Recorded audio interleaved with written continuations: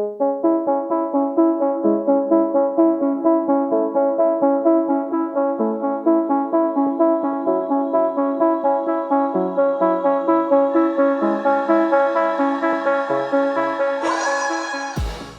and welcome to the Blackout podcast where I get to talk to amazing people who do amazing things. And today I have my friend, author Tiffany McLeod. This one, we planned it before the pandemic even happened. So it's like, like 5 years now? It has been a long time in the making. It's about time. And thanks for coming on the podcast today. Of course. So, I mean, like over the last 5 years, a lot has happened. And I guess before we get back, let's start with now. Empowered in Heels. Do you want to talk Sure. to me about the book? So this came to me. A lady wrote me and said, it started with a magazine. And it became a conflict of interest. And I'm like, okay. She said, I have a book. Do you feel like you have a story you could tell of, maybe childhood trauma that you came out to the other side? There was a light at the other side. And I said, actually, I have the perfect life story. It's unfortunate, but in the same way, it has gotten me to this point. Mm-hmm. So I said, yeah.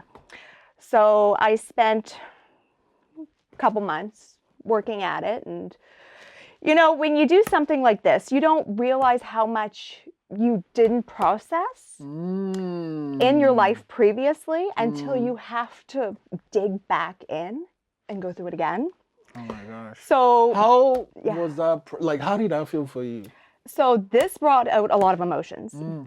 I didn't realize how much on the back burner I was putting in my life emotionally, just everything, everybody. And I definitely had a breakdown. After writing this book, to be completely honest, I haven't told a lot of people, I had quite the breakdown. Wow. Because I never sat with it. You have to sit with everything in order to heal from things. And you hear that, but you don't really do it. You don't have time to do it, like some days you have to plan your crying session, so who has time to work on healing? This has been a godsend, actually. Wow. I can tell you since this, I've become a better person. I feel like I'm ready to move on from everything that has happened in the past because I had to work through it. I had to go back to it. Wow. Yeah. So we'll come to that, but you mentioned something about a magazine and conflict of interest too. Yeah. So I am an editorial writer. So I'm an independent writer. So I write for multiple magazines. And I try to keep in one spot. So this magazine was based in Toronto. And I already have my magazine that I write for in Toronto. So I said, well, it's a big place, but it's not. So I didn't want to step any boundaries with also writing for another magazine. So, like I said, it was a godsend that she... I was like, well, by the way. Yeah. Okay. And we'll still come to that, but I'm shifting back a little bit.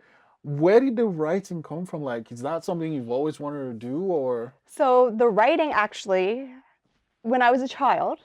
I actually still have a lot of my stories up to my father's. Oh, wow. Yeah, I wrote a lot of fictional stories. My imagination used to run wild. It would run rampant.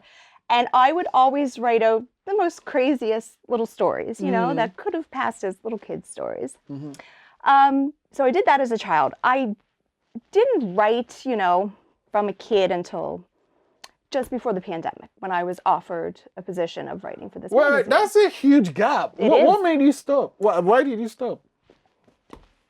Work life, mom life. Right. So, the balance, it wasn't something that I kept up with over the years. Okay. But when the opportunity was there, I didn't even think anything of it. I'm like, can I write an editorial? I don't know. Sat down and they said, fashion, life, health, nutrition, whatever, pick a topic. So I put pen to paper, and what was my first editorial? I'm trying to think. I can see the photos that I had taken for it. I can't recall it, but at this point I have written quite a few. I can't imagine. So, yeah. And did it come back easily? Was it like riding a bike, I guess? Yes. Yep. Basically. So, yeah, put pen to paper. I shot out this editorial, And I was like, okay, they're either going to like it or they're not. They'll use it, they don't, And, could have hurt my feelings, but it didn't. They used it. And from there, they kept giving me opportunities. And from there, I went to some events, and then I've met other magazine people, and then I get contacted, and then I was writing for one down in LA called Reach Magazine.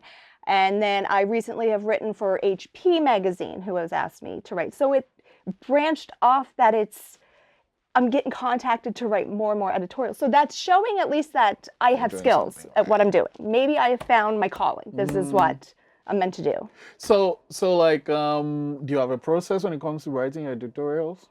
I don't. I just... So I used to, okay? So I used to brainstorm, basically. You'd start and you're like, okay, well, I can add this, piece it together kind of idea. Now it just flows. I'm driving and I'm like, oh my goodness, I got to pull off and I got to write that down because that's a good thought. And then I put it into my editorial or my story that I'm coming up with. Now it comes. Wow. So it's natural. So maybe that, like I said, that's what I'm meant to be doing. I found my passion. It's funny you said that because someone said, like, there's this thing you really enjoyed doing as a kid.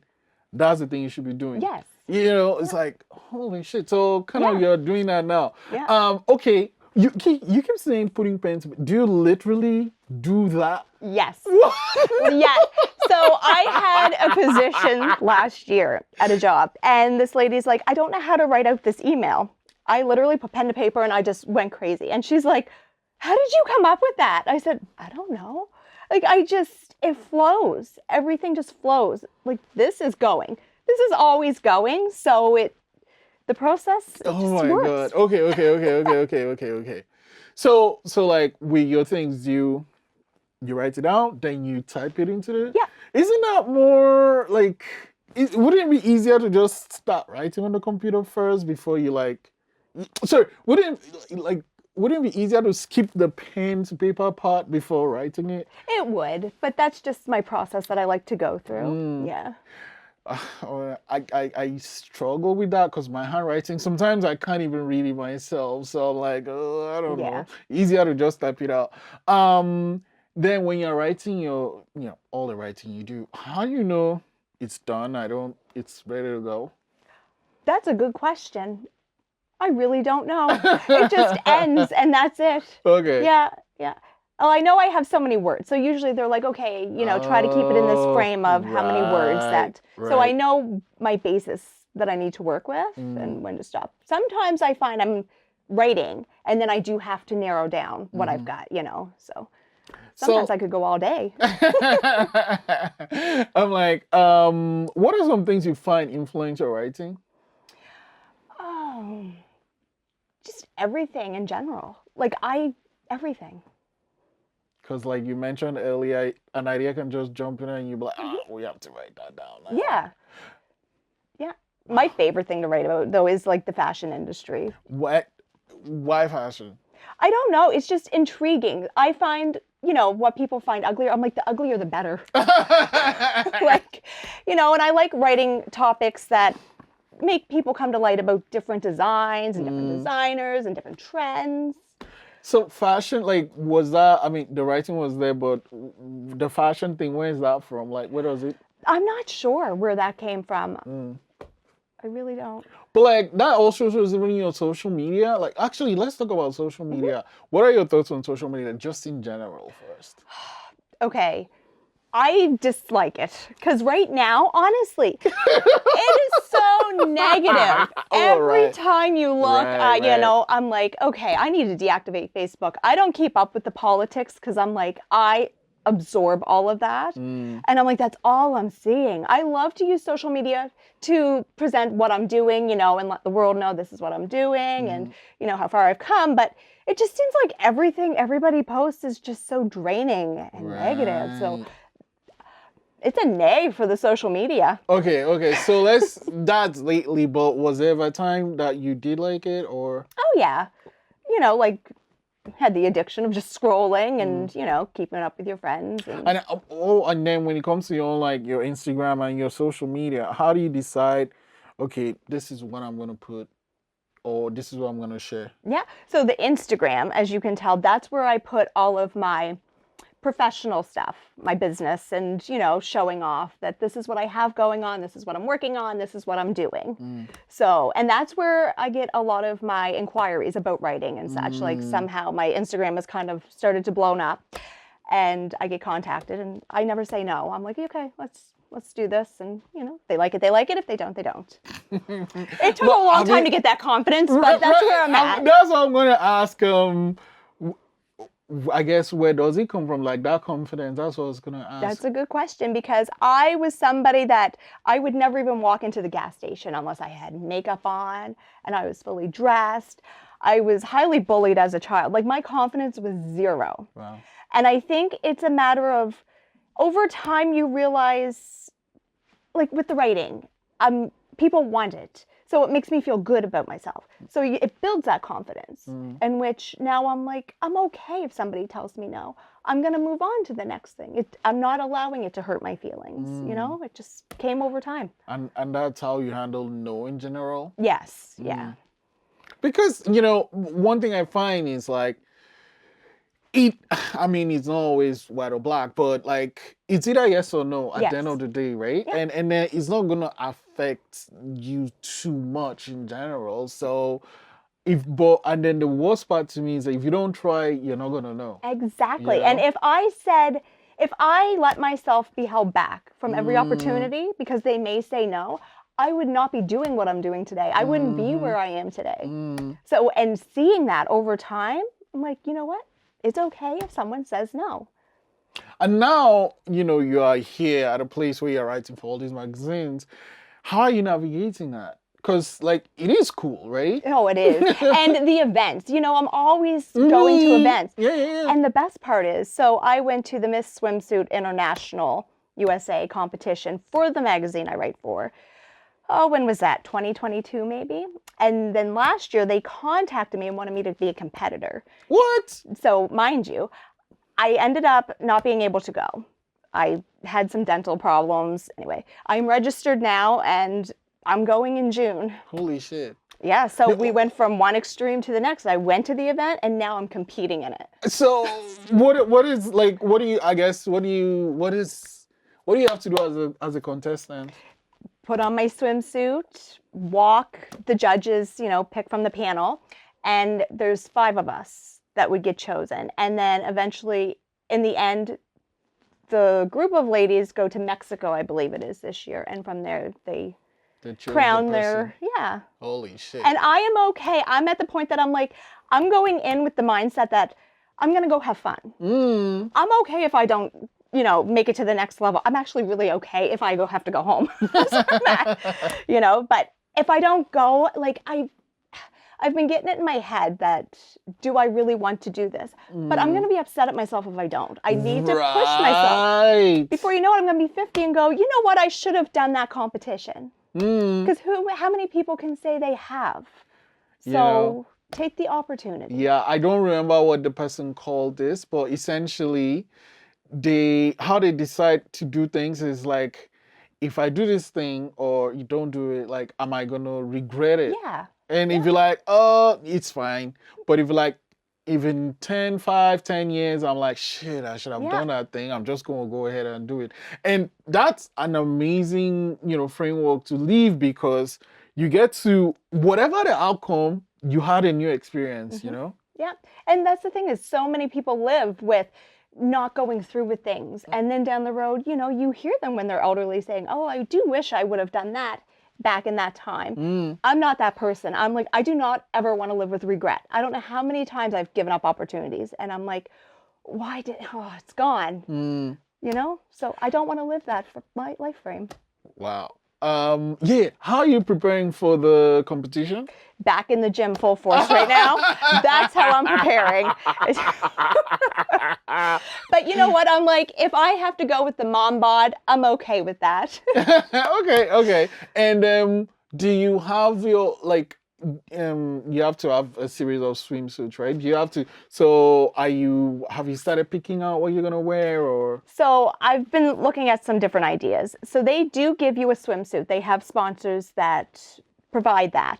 But they said if you feel more comfortable in something else that you can. So I've been looking. So I'm indecisive yet if I'm going to go with what they give me or if I'm going to, I've got some time. But we'll see where the gym gets me and how I feel, you know. Wow. Yeah. I'm excited more for putting on the gown. We get to put on, like a pageant gown, and it's a whole event. It's so much fun. Holy shit. Okay. Yeah. And how was it for you going from writing? Actually, before I ask you that, how was it writing about that competition when you were writing about it? Yeah. So I didn't write about the competition. I just the magazine, our magazine were judges. Oh. So I got to go along on the trip to go to the competition to check it all out. How is it now from just this is good to actually being one of the people up there? It's mind-blowing, actually, because it's whoever would have thought, you know? But that's what I mean, is you start down here, but if you keep leveling up, right? So I'm excited to see even where I am at and what I get to do in another year or two. Like it'll keep blooming. That is freaking brilliant. Okay, so let's get back to the book. Yes. You could have chosen any story, right? Well, it was to be a memoir, right? So it was, but why specifically the story you chose to write? Why was that the one you went with? Because it was the general part of my life. It was mostly the childhood that I had with my mother that's written in this. I called my story Triggers to Glimmers because that's exactly how I perceive it came out. The childhood was the triggers. Now I'm living the glimmer life. And how long did it take you to write it? A couple months. Wow. I had to keep coming back to it. Like I said, you could feel the hurt. You're going back down memory lane. So all these emotions were coming out as I'm going through it. And I'm not quite finished yet. This is finished. That's what I was going to ask, because it seemed like, okay, there's more. Okay, yeah. So I have started a blog. So there's a big part that's not in here. So I'm going to have a blog that if anybody is interested in reading of a big part of my life, that I'm going to come out with, that I will be able to share. Out yet? It isn't out yet. I'm working on it right now. And also... what is it going to be called? I'm not sure yet. Okay.